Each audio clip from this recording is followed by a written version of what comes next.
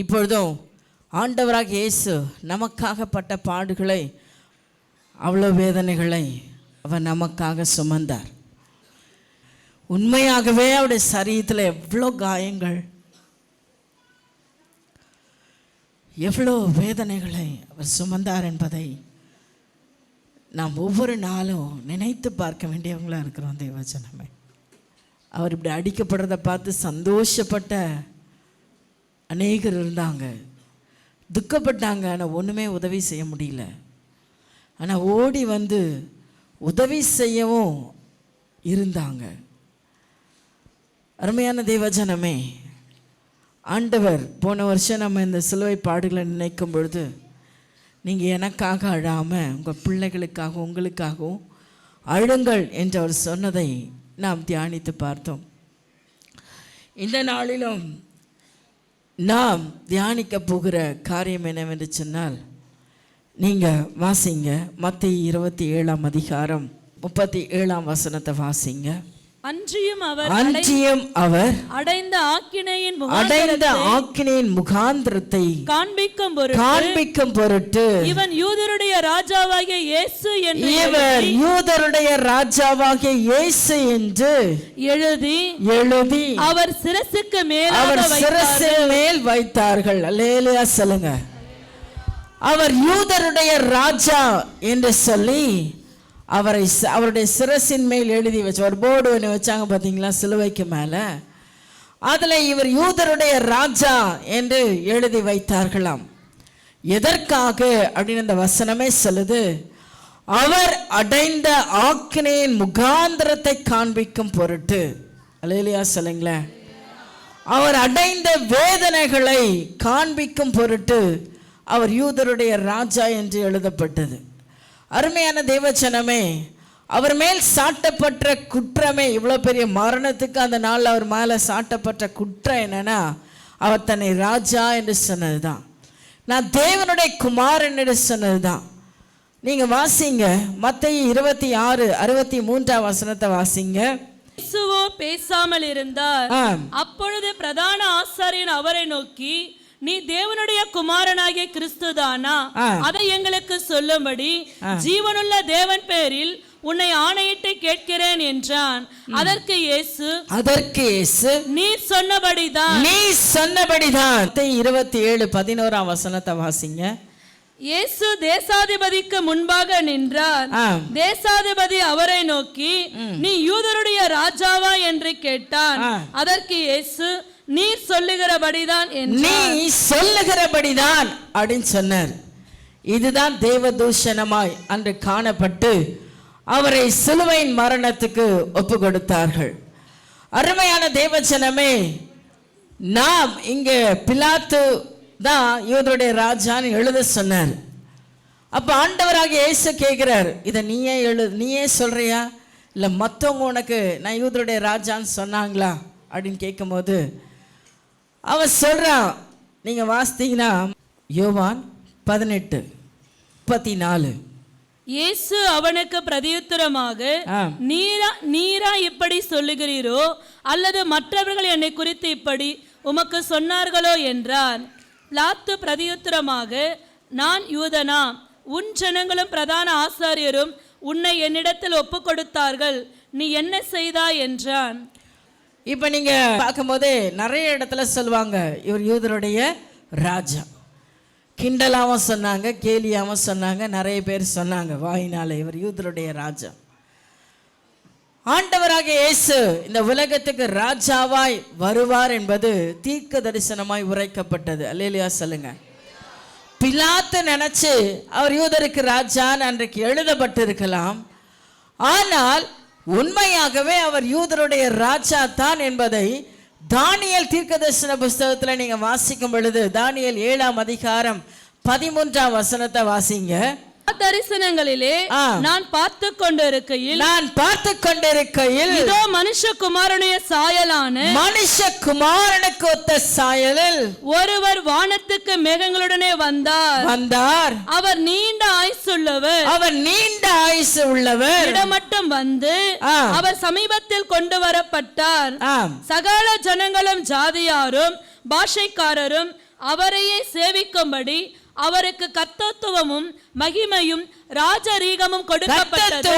மகிமையும் ராஜரீகமும் கொடுக்கப்பட்டது. அவர் ராஜரீகமான தேவன்.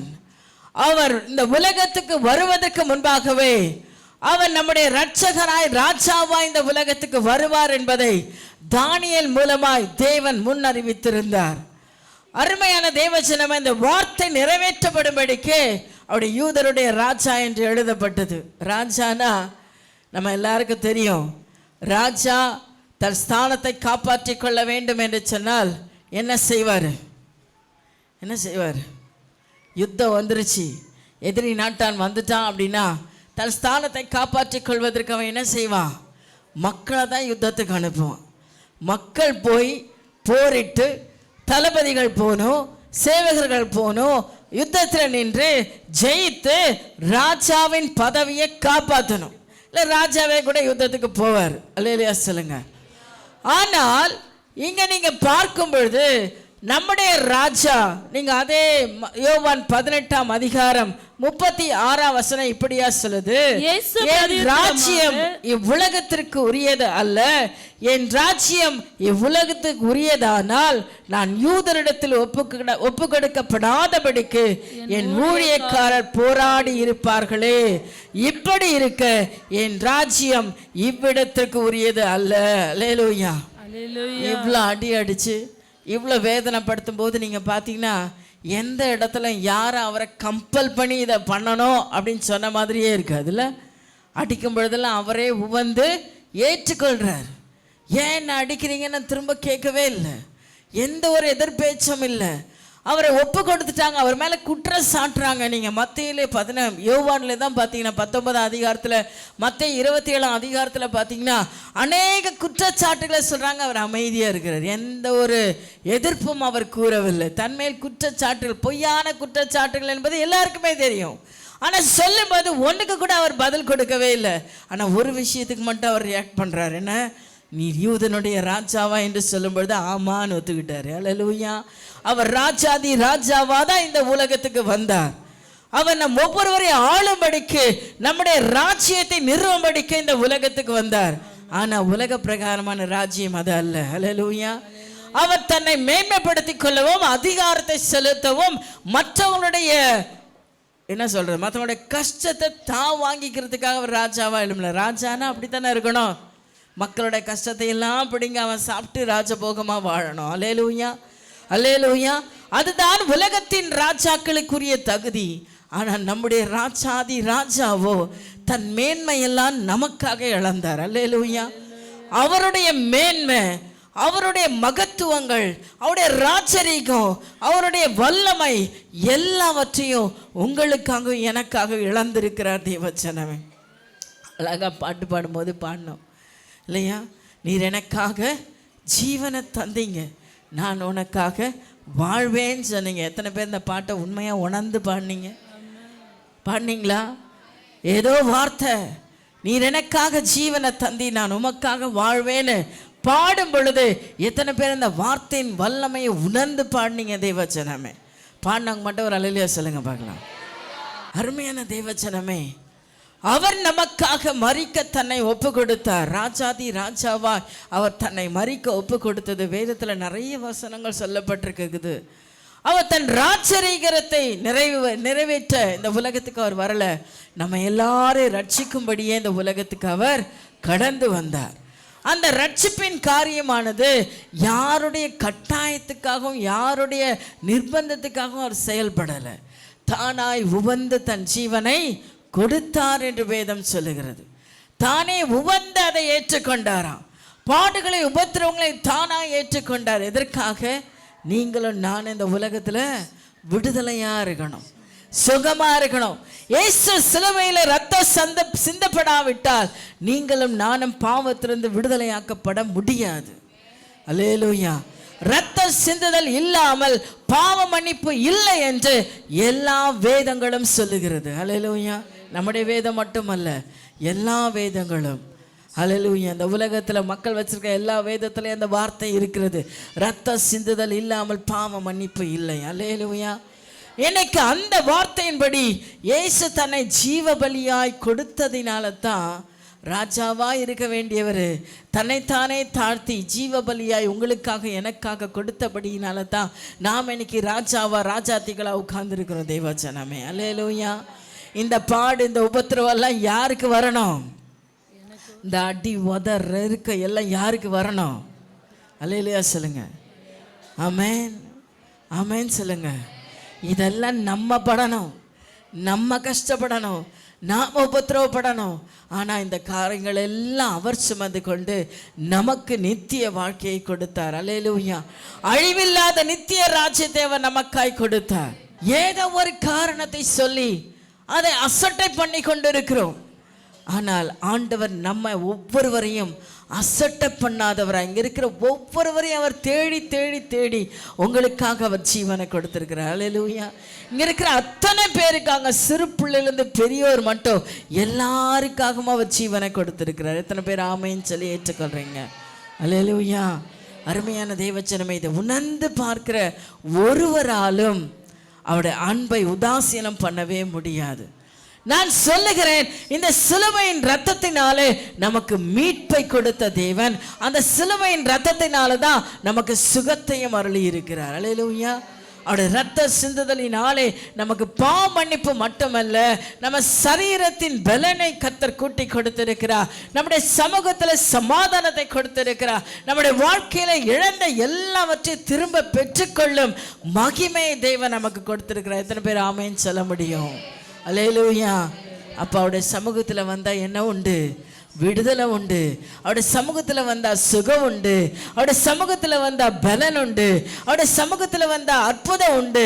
அவருடைய சமூகத்தில் வந்தால் எல்லா நன்மையும் பரிபூர்ணமாய் நமக்கு தருவதற்கு அவர் ஆயத்தமாக இருக்கிறார். அல்லேலூயா. அல்லேலூயா சொல்லுங்களேன். அல்லேலூயா சொல்லுங்களேன். அல்லேலூயா சொல்லுங்களேன். அவருடைய சமூகத்தில் வந்த உங்கள் ஒவ்வொருவரையும் பார்த்து நான் சொல்லுகிறேன், ஆவியானவர் சொல்லுகிறார், உன்னை நான் பலப்படுத்தும்படிக்கு என் பலனை எல்லாம் நான் இழந்தேன் ஆண்டவர் சொல்லியிருக்கிறேன். உன்னை உயர்த்தும்படிக்கு என் ராஜ மேன்மை நான் இழந்தேன் ஆண்டவர் சொல்லியிருக்கிறார். அவர் இழந்து தான் உங்களை ராஜாவா மாற்ற போறார். அல்லேலூயா. உங்களை ராஜாத்திகளா தேவன் மாற்ற போகிறார். அருமையான தேவஜனமே, அவர் ராஜாதி ராஜாவா இந்த பூமியில வாழ்ந்து கடந்து போனார். அது உங்களுக்கு எனக்கும் நல்லா புரியணும். அல்லேலூயா. அவருடைய ராஜ்யம் அழிவில்லாதது. உலகத்தின் ராஜ்யம் எப்ப வேணாலும் மாறிடும். ஆனால் ஆண்டவர் சில ராஜாக்களை தள்ளி ராஜாக்களை ஏற்படுத்துகிற வல்லமை அவரிடத்துல உண்டு. உங்களை என்னையும் ஆளுகிற ராஜாக்களையே தேர்ந்தெடுக்க போகிறவர் யார்தான்? அந்த ராஜாதி ராஜா தான். லேலையா சொல்லுங்க. அவர் ராஜாதி ராஜா தான். அவர் மேன்மை இந்த உலகம். இங்க பாத்தீங்கன்னா இந்த அண்ணா காய்பா பிரதான ஆசாரியர்கள் அங்க இருக்கிற எல்லா மக்களும் சேவகர்கள்லாம் நினைச்சாங்க இவனுடைய மேன்மையெல்லாம் இன்னைக்கு இழந்துட்டான். அவர் அடிக்கிற அடியில அவன் எவ்வளவு சந்தோஷப்பட்டு குதூகலப்பட்டு அடிக்கிறான் பாருங்க. இல்லை, ஒரு மனுஷனை அடித்து அவன் உடம்புலேருந்து ஒரு சின்ன ரத்தம் வந்தோடனே நமக்கெல்லாம் எப்படி ஆயிரும்? ஐயோ பாவன் வரும் பாருங்க. ஆனால் அவனுக்கு வரவே இல்லை. நான் பார்த்துட்டே இருந்தேன். அவர் அடிக்க அடிக்க அவன் குதூகலமாகறான், அவன் மகிழ்ச்சி அடைகிறான். அப்போ என்ன நினச்சிக்கிட்டான்? அவ்வளோதான், இவருடைய ராஜ்யத்தை நாம் அழிச்சிட்டோம் அப்படின்னு நினச்சிட்டான். இவர் இனி செயல்படவே முடியாது, செயல்படவே கூடாது என்கிற நோக்கத்தோட தான் இந்த காரியங்கள் எல்லாம் செய்தாங்க. அல்லேலூயா. சிலுவையில் அடித்து தொங்க விட்டு அவர் ஜீவன் போயிடுச்சுனோடனே எல்லாம் அந்த அண்ணா காய்பா எல்லாம் முடிச்சு நினச்சிக்கிட்டாங்க, அவ்வளோதான், அவருடைய ராஜ்யம் இதோட முடிஞ்சிருச்சு, இனி அவர் இந்த ராஜ்யம் செயல்படாது.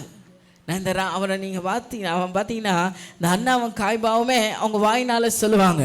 என்ன சொல்கிறாங்க அப்படின்னா, இவன் அநேகரை ரட்சித்தானே, மனுஷனை எல்லாம் ரட்சித்தானே. சிலுவையில் தொங்க விட்டதுக்கப்புறம் அவங்க சொல்லுவாங்க, இவங்க மனுஷர்களெல்லாம் ரட்சித்தானே, இவன் தன்னைத்தானே ரட்சித்து கொள்ளும்படி இறங்கி வரணும்னு சொல்லுவாங்க. அப்போ கூட அவன் ஒரு விஷயத்தை புரிஞ்சு வச்சிருக்கான், உலகத்தின் மக்களை எல்லாம் ரட்சிக்க அவர் தான் இருக்கிறார் என்பதை அவனே அறியாமல் சொல்லிட்டான் பாருங்க.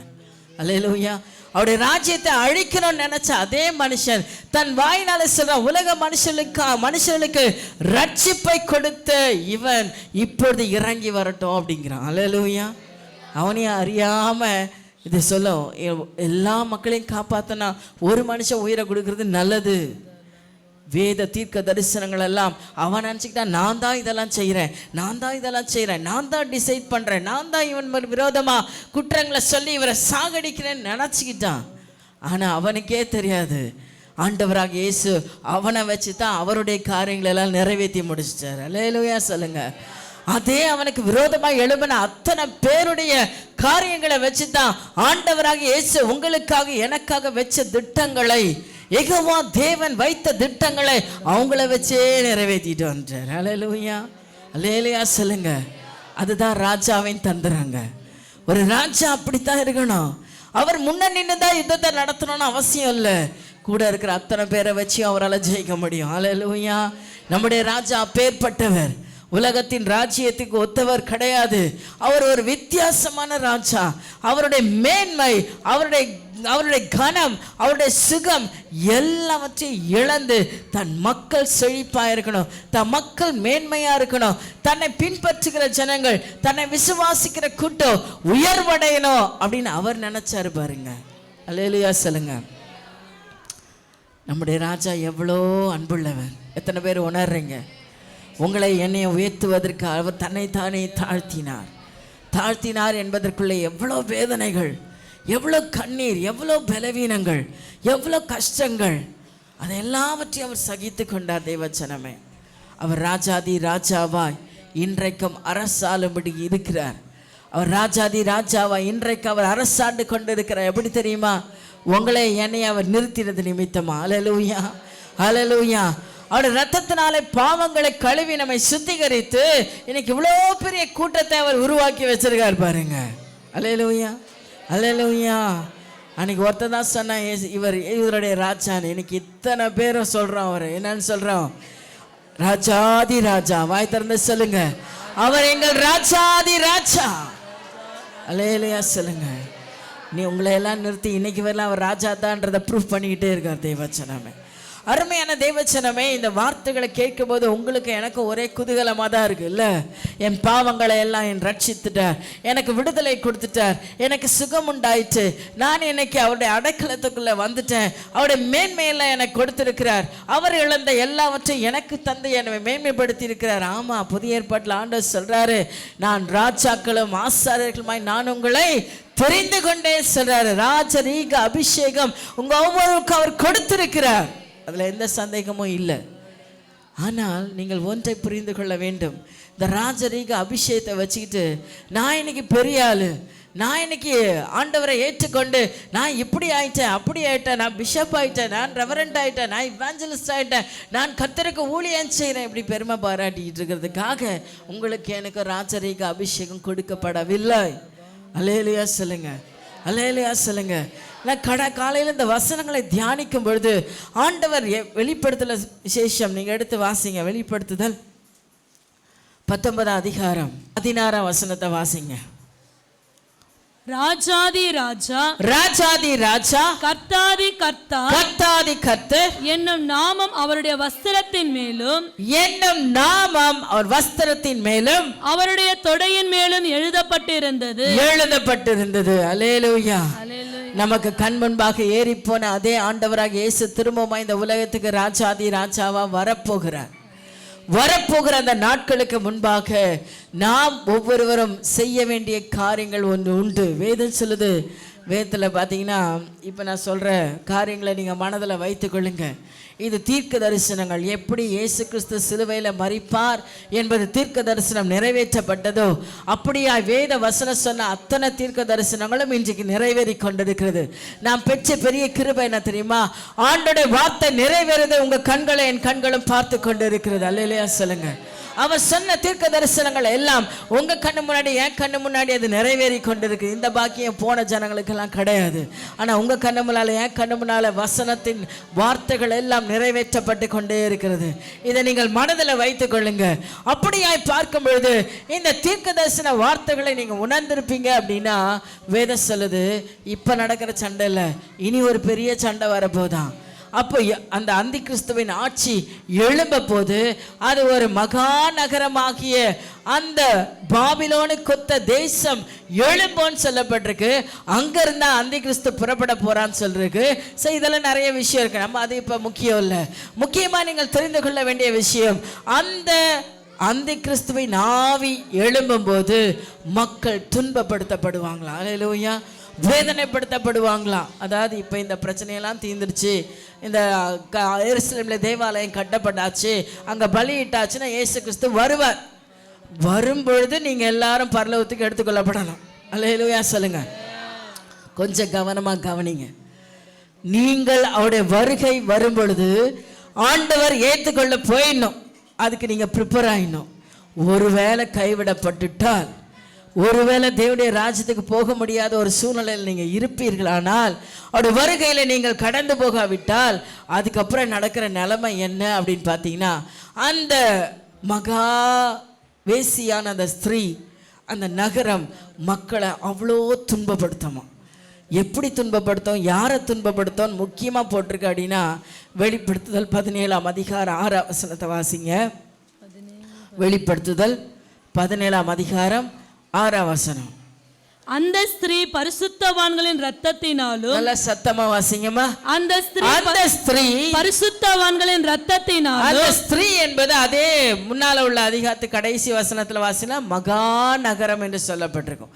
அந்த மகா நகரத்திலிருந்து எழும்ப போற ராஜாக்கள் என்ன பண்ண போறாங்களாம், யார் யாரை துன்பப்படுத்த போறாங்களாம், பரிசுத்தவான்கள் இயேசுவினுடைய சாட்சிகளின் இரத்தத்தினாலும், இயேசுவுடைய சாட்சியின் இரத்தத்தினாலும் வெறி கொண்டிருக்கிறதை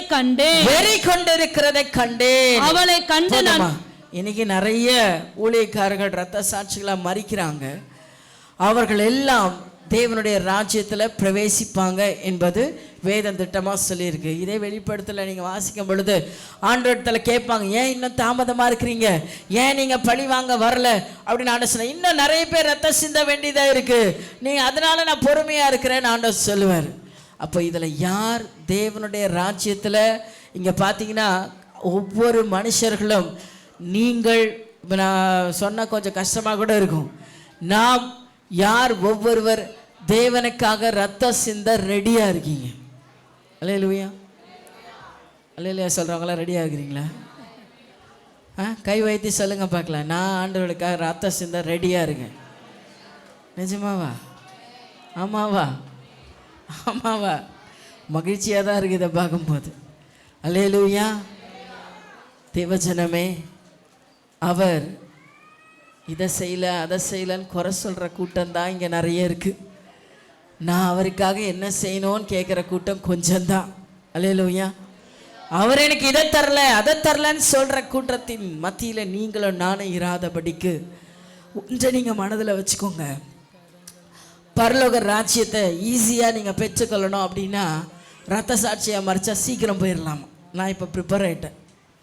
அது என்னமோ தெரில, என் மைண்டு காலிலேருந்து அதுக்கு ப்ரிப்பேர் ஆகிடுச்சு. சாக போகிறது சாக போகிறோம். யாராவது இங்கேயே இருக்க போகிறீங்களா? எல்லாருக்கும் ஒரு நாள் மரணம் சந்திக்க போகுது. அல்லேலூயா. இதை ஏற்றுக்கொள்கிறவங்க அல்லேலூயா சொல்லுங்க பார்க்கலாம். எல்லாரையும் மரணம் சந்திக்க போகுது. ஆனால் ரத்த சாட்சியாக மறைச்சிங்கன்னா உங்களுக்கு பெர்மனன்ட் பரலோகத்தில் பிளேஸ் உண்டா. அல்லேலூயா, அல்லேலூயா.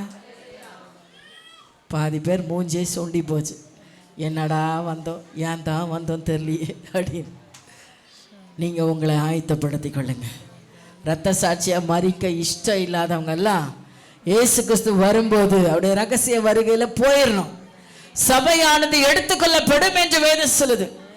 அதுக்கப்புறம் அவர் ராஜாதி ராஜாவா வரும்போது நியாயஸ்தானத்தில் நீங்கள் எல்லாரும் நானும் நிற்கணும். அல்லேலூயா. கைவிடப்பட்ட அத்தனை பேரும் நியாயஸ்தானத்தில் நிற்கணும். அது ரொம்ப கொடூரமானது. ஆனால் அதற்கு முன்பாக ஆண்டவராக இயேசு நமக்கு ஈஸியான ஒரு வழியை கொடுத்துருக்கிறார். நான் வானத்தில் எக்கால சத்தம் தொனிக்கும், இமைப்பொழுதுல என் ஜனத்தை நான் கூட்டிக் கொள்ளுவேன் ஆண்டவர் சொல்கிறார். அவர் ராஜாதி ராஜாவாக தான் வரப்போகிறார். நீங்கள் இந்த பகுதியை போய் நீங்கள் வீட்டில் வாசிங்க. வெளிப்படுத்தல் 19ஆம் அதிகாரத்தை வீட்டில் போய் பொறுமையாக வாசிங்க. ஆவியானவதில் சொல்லி இருக்கிறத உங்கள் சிந்தனைகள் தெளிவுண்டாக்கட்டும். அல்லேலூயா. ஆவியானவர் இந்த கடைசி நாட்கள்ல நமக்கு எச்சரிப்பாய் சொல்லிக் கொண்டிருக்கிறார். நான் ராஜாதி ராஜாவா இமைப்பொழுது நான் வருவேன். வந்து அவர் எக்கால சத்தத்தை கேட்கிறவங்களால மட்டும்தான் அவரோடு பறந்து போக முடியும். தேவச்சனம், நான் இன்றைக்கு உங்களை அதற்கு தான் ஆயத்தப்படுத்த வாஞ்சிக்கிறேன். அல்லேலூயா. அவருடைய ராஜ்யத்துக்குள்ள நீங்களும் நானும் கடந்து போகணும். இந்த உலகத்தின் ராஜ்யத்துக்குள்ளேயே வாழ்றதுக்காக ஆண்டவர் நம்மளை அழைக்கல. இங்க வந்திருக்கிற அத்தனை கூட்டமும் எங்க போகணும்? பரலோக ராஜ்யத்துல போய் சேரணும். அவருடைய ராஜ்யத்துக்குள்ள கடந்து போகணும். இந்த உலகத்திலேயே வாழணும் அப்படின்ற எண்ணங்களை எல்லாம் இனியோட என்ன பண்ணுங்க? ஏற கட்டி வச்சிருங்க. எந்த நிமிஷம் ஆண்டவராக இயேசு வரப்போகிறார் என்பது உங்களுக்கு எனக்கோ தெரியாது. அவரை மரணத்தை பார்த்து துக்கப்பட்ட நீங்க ஒவ்வொருவரும் உங்களை பார்த்து மற்றவங்க யாரும் துக்கப்படாதபடிக்கு ஜாக்கிரதையாயிரணும். அல்லேலூயா. நம்முடைய வாழ்க்கையை பார்த்து உலகம் பார்த்து நம்மளை துக்கப்படாதபடிக்கு, ஆண்டவர் பார்த்து துக்கப்படாதபடிக்கு நம்ம ஜாக்கிரதையாயிடணும். அதுக்கு தான் ஆண்டவர் இன்றைக்கு நம்மளை எல்லாம் கூட்டி சேர்த்திருக்கிறார். இன்னைக்கு ஒவ்வொருவரும் நம்முடைய வாழ்நிலையை கொஞ்சம் யோசித்து பாருங்க. தேவனுக்கு பயந்து தேவனுடைய காரியங்களுக்கு செவி கொடுத்து ஆண்டு சொன்னார், உன் செவியை சாய்த்து என்னிடத்தில் வாருங்கள், என் வார்த்தைகளை கேளுங்கள், உங்க ஆத்துமா பலனடையும், உங்க ஆத்துமா பிழைக்கும். அவருடைய வார்த்தையை கேட்டாதான் உங்க ஆத்துமா பிழைக்கும். உங்க ஆத்துமா பிழைக்கணும்னா அவருடைய வார்த்தையை உங்க இருதயத்துல வைக்கணும். தெய்வச்சனமே, இன்றைக்கு நான் அவங்களுக்கு சொல்றேன், ஆவியான சொல்றது சத்தத்தை இருதயத்தில் ஆழமா பதிய வச்சுக்கொள்ளுங்க. இன்னும் காலம் செல்லாது. இருக்கிற கொஞ்ச காலத்துல தேவனுக்காக நம்ம ஆயத்தப்படணும். அவர் சிந்தின ரத்தத்தை நினைத்து நினைத்து ஏதோ இன்னைக்கு ஒரு நாள் பார்த்தோம், அழுதும் கண்ணீர் விட்டு போனோம், திரும்ப நம்ம வேலையை பார்த்தோம் என்பது இல்லாதபடிக்கு இதை உங்கள் நினைவில் வைத்து ஒவ்வொரு நாளும் உங்களை பரிசுத்தப்படுத்தி கொள்ளுங்க. ஒவ்வொரு நாளும் தேவனுடைய ராஜ்யத்துக்கு போறதுக்கு உங்களை நீங்களே ஆயத்தப்படுத்தி கொள்ளுங்க. எத்தனை பேர் ஆமேன்னு சொல்றீங்க? இப்போ கேட்கறதுக்கு நல்லா தான் இருக்கு. வெளியில் போனால் பழையபடி பழைய நிலைமைக்கு நம்ம போயிடக்கூடாது. உங்கள் சிந்தை ஒவ்வொரு நாளும் புதிதாகிட்டே இருக்கணும். ஒவ்வொரு நாளும் காலையில் எழும்போது நினைக்கணும், எப்போ ஆண்டவர் வரப்போறார் தெரியல, எந்த நிமிஷம் வானத்தில் எக்கால சத்தம் தொனிக்கும் தெரியல, அப்போ நான் பறந்து போவதற்கு என்ன நான் ஆயத்தமாக இருக்கிறேனான்ற கேள்விக்கு நீங்களே பதில் சொல்லுங்க. அல்லேலூயா. உங்களுக்குள்ளே நீங்கள் அதுக்கு பதில் சொல்லுங்க. தேவச்சனமே, ஒவ்வொரு நாளும் இதை நினைவு கூறுங்க. ராத்திரி படுக்கும்போது சொல்லுங்க, இப்ப நடுராத்திரில் ஆண்டவருடைய சத்தம் கேட்குமானால் நான் அவரோடு பறந்து போவதற்கு ஆயத்தமா இருக்கிறேனா? அல்லேலூயா சொல்லுங்க. அல்லேலூயா சொல்லுங்க. அவருடைய ராஜ்யத்தை அவர் நிலைப்படுத்த வந்தவர். அவருடைய ராஜ்யத்துக்குள்ள ஒரு பெருங்கூட்டம். அவர் இன்னைக்கும் ராஜாவா இருக்கணும்னா அவருக்கு பின்னாடி ஒரு கூட்டம் வேணும்ல. ஆளே இல்லாத ஒரு ஆள் ராஜாவா இருக்க முடியாது. அவர் ராஜாவா நீங்க எல்லாம் கனம் பண்றீங்க அப்படின்னா அவரை ஆராதிக்க, அவரை துதிக்க, அவரை உயர்த்த ஒரு கூட்டம் அவருக்கு வேணும். அவர் மேன்மைப்படுத்த ஒரு கூட்டம் வேணும். அவருடைய ராஜரீகத்தை உயர்த்த ஒரு கூட்டம் வேணும். அவரை வாழ்த்த ஒரு கூட்டம் வேணும். இந்த கூட்டம் வருமா? இந்த கூட்டம் வருமா? இங்க இருக்கிற அத்தனை பேரும் நீங்க ரெடியா இருக்கீங்களா அவரை வாழ்த்துவதற்கு? அவர் ராஜாதி ராஜாதான் என்று முழக்கமிடுவதற்கு, பரலோகத்தில் அவரை உயர்த்துவதற்கு நீங்களும் நானும் அவருக்கு தேவ தேவ ஜனமே. எத்தனை பேர் ஆயத்தமாக போறீங்க? எத்தனை பேர் ஆயத்தமாக போறீங்க? ஹல்லேலூயா, ஹல்லேலூயா. சர்வ வல்லவரே மக்கு நன்றி. எல்லாரும் ஒரு விஷயம் கண்ணை மூடி ஜெபிக்கலாமா? இந்த நல்ல நாளிலும் ராஜாதி ராஜாவாய் நம்ம மத்தியில் வீற்றிருக்கிற தேவனுக்கு அவருடைய ராஜ்யத்தின் பிள்ளைகளா நாம் ஒவ்வொருவரும் தகுதி பெறணும். அவருடைய ராஜ்யத்துக்குள்ள நீங்களும் நானும் நிலை நிற்கணும். அதுக்கென்று நம்மை தகுதிப்படுத்தி கொள்ளும்படி நம்மை முற்றிலுமா அர்ப்பணிக்கலாமா? அன்பு தகப்பனே, கர்த்தாதி கர்த்தர், ராஜாதி ராஜாவா நீர் எங்களுக்கு முன்பாக வீற்றிருக்கிறீர். உடைய ராஜ்யத்தின் மகிமையை நாங்கள் பெற்றுக்கொள்ளும்படி ஆண்டவரே, இன்றைக்கு உம்முடைய பிள்ளைகள் ஒவ்வொருவரையும் அர்ப்பணித்திருக்கிற ஒவ்வொருவரையும் தாழ்த்துகிறேன். கர்த்தர் ஆளுகை செய்யும். உடைய சிலுவையின் மேன்மையை ஒவ்வொருவரும் பெற்றுக்கொள்ளட்டும். அதில் உண்டான சகல ஆசீர்வாதங்களும் இயேசுவின் நாமத்தில் உடைய பிள்ளைகளுக்கு பெருகுவதாக. கர்த்தர் ஆண்டு கொள்ளுங்கப்பா, ஆசீர்வதிங்க. காணிக்கை கொடுத்த ஒவ்வொரு பிள்ளைகளையும் ஆசீர்வதியும். ஆண்டவரே, உமக்கென்று ஊழியம் செய்த ஒவ்வொரு பிள்ளைகளையும் ஆசீர்வதியும்.